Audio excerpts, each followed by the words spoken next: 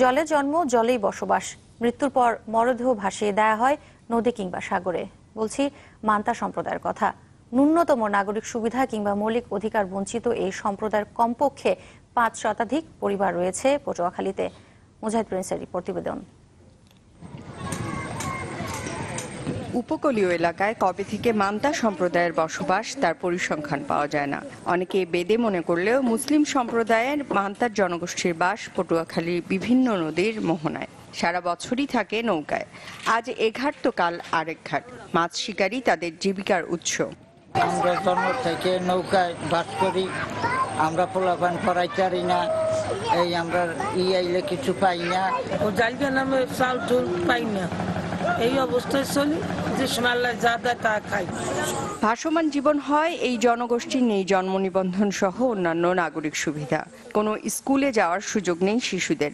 এমনকি মৃত্যুর পর জায়গার অভাবে মৃতদেহ ভাসিয়ে দেওয়া হয় নদীতে। আমাকে লেখাপড়ার কোনো বিদ্যা নাই। আর না হলো গরিবের মধ্যে একটু ঘুরে গেড়ার ঘুরা শরীর তোমায় তো পড়ায়। একজন একটা মানুষ আমাকে মারা গেছে, কি অ্যাক্সিডেন্ট হয়েছে, এরকম একটু জায়গা দিবে, হারা দেয় না। আমাদের যদি লোক মারা যায়, মারি যাওয়ার লোকে কোনো যদি জায়গা চাইতে গেলে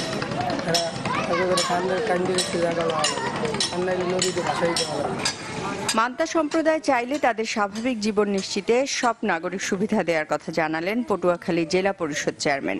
আর শিশুদের শিক্ষার ব্যাপারেও আন্তরিক বলে জানালেন জেলা প্রাথমিক শিক্ষা কর্মকর্তা। শিশুদের পড়ালেখার বিষয়ে অবশ্যই আমাদের পদক্ষেপ নেওয়া প্রয়োজন।